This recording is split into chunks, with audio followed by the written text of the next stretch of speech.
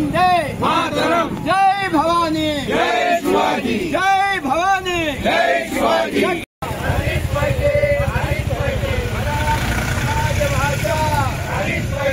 सगळ्यांना वंदन करतो। आज या ठिकाणी आम्ही सर्वजण आपल्या गोव्यात मराठी भाषेला राज्यभाषेचा दर्जा द्यावा यासाठी आम्ही या ठिकाणी धरणे आंदोलन करत आहोत। म्हणजे आपण इतिहास जर बघितला, मराठी ही आपल्या गोमंतकाची समृद्ध अशी भाषा आहे आणि या भाषेला 2500 वर्षाचा इतिहास आहे। ही जी भाषा आहे तर आपण साधारण पहिल्या शतकापासून 7व्या शतकापर्यंत जर आपण अभ्यास केला तर मराठी भाषा जी होती तर या मराठी भाषेच्या माध्यमातून अजूनही आपल्याला बरीच मंदिरं जी आहेत तर मंदिरामध्ये शिलालेख सापडतात। जसं आपण या ठिकाणी आता डिचोलीला धरणे आंदोलन करत आहोत तर इथे नार्वे येथील सप्तकोटेश्वर मंदिर जे आहे तर त्यामध्ये जे शिलालेख जे आहे तर त्या शिलालेखामध्ये सुद्धा मराठी ही त्यामध्ये आहे, याचा पुरावा पण आहे। राजा विक्रमादित्य तर यांच्या काळातील जे ताम्रपट आहे तर त्या ताम्रपटामध्ये सुद्धा मराठी भाषा मग याचे पुरावे सुद्धा सापडलेले आहेत।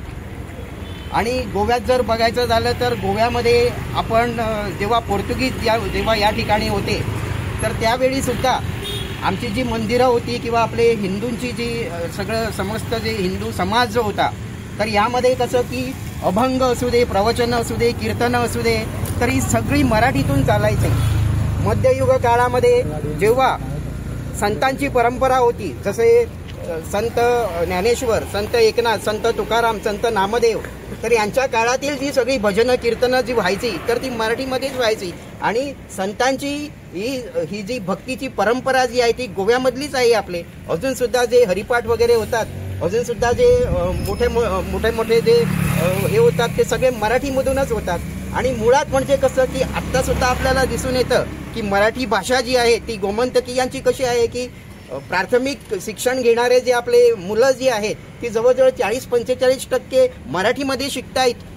आणि त्यामुळे मराठीवर अन्याय नको। 1987 सालामध्ये कोकणीला राज्यभाषेचा दर्जा दिला गेला, परंतु आमची समस्त इथे जे जमलेले आहेत सगळ्यांची ही मागणी आहे की कोकणी बरोबर मराठीला सुद्धा राज्यभाषेचा दर्जा द्यावा। कारण कसं आपल्या संविधानामध्ये सुद्धा त्याला हे आहे, म्हणजे 345 कलम हे सांगतं की 51 अधिक भाषेला आपण राज्यभाषेचा दर्जा देऊ शकतो। मग सरकारने ही गोष्ट कानावर घ्यावी आणि मराठीला न्याय द्यावा। च्या पदरस्पर्शाने पावन झालेली ही डिचोलीची भूमिका ही ह्या भूमीत छत्रपती शिवरायांचे पाऊल पडले आणि हा प्रदेश तेव्हाच नाही त्याच्या आधी कालापासून मराठी भाषिक प्रदेश आहे। मराठी इथं जगली जाते संस्कृतीतून आणि पुस्तकातून, वाचनातून, लिखाणातून। पण सध्या एक विचित्र संकट आपल्यासमोर उभं राहिलेलं आहे। जे हजारो वर्षापूर्वीची इथल्या मातीतली मराठी भाषा आहे त्याच्यासाठी काहीतरी षडयंत्र, मला वाटतं फक्त स्थानिकच नाही, हे जे काही चाललं आहे ते आंतरराष्ट्रीय षडयंत्र आहे। इथली संस्कृती आणि इथल्या लोकांना डिनॅशनलाइज करण्याचं षडयंत्र गोव्यात चाललं आहे असं सगळे जर आपण घडामोडी काढल्या तर लक्षात येईल।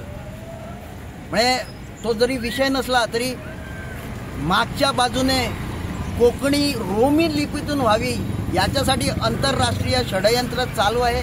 ते इथल्याच मराठीच्या काही लोकांना धरून आणि इथल्या राजकारणात धरून चाललं आहे असे मला स्पष्ट हे वाटतं। त्याचं कारण ज्या घडामोडी आपण बघितल्या तर त्याला ही पुष्टी मिळते।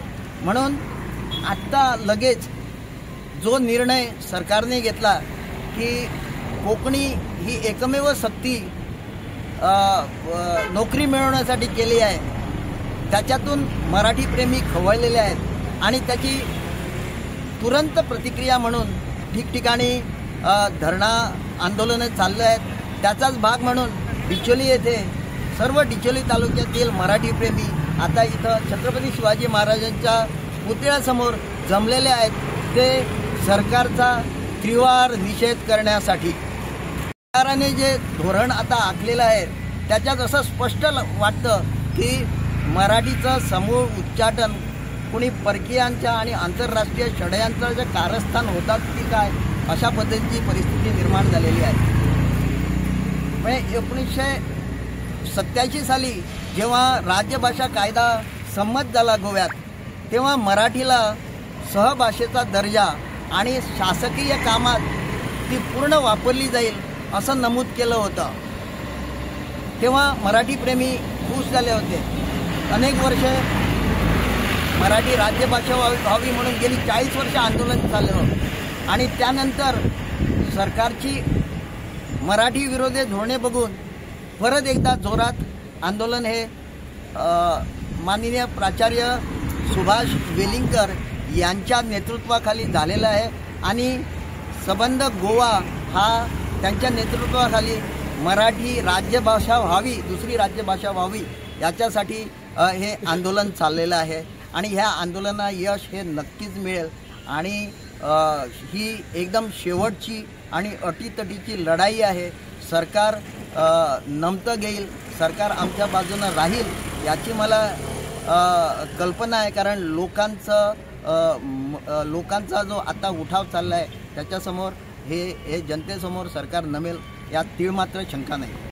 आज जे आंदोलन चालू आहे संबंध गोव्यावर त्याचा मी पुरस्कार करतो. आम्ही सगळे इथे जमलेले आणि या मराठीला राजदरबारी न्याय मिळावा यासाठी संबंध गोवा एकवटलेला आहे आणि संबंध गोव्यातून एकच हुंकार आहे की मराठी राजभाषा झालीच पाहिजे आणि तिचा मान तिला मिळालाच पाहिजे.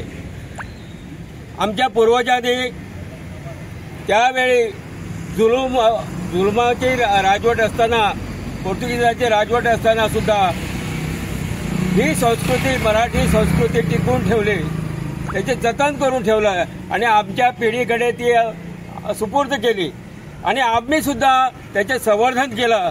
आज आम्हाला गर्व आहे की आम्ही ते संवर्धन करू. आज आम्हाला मराठीचा उदो होत असलेलं पाहायला मिळालं. दुसरी गोष्ट म्हणजे या गोमंतकात खेडेपाड्यात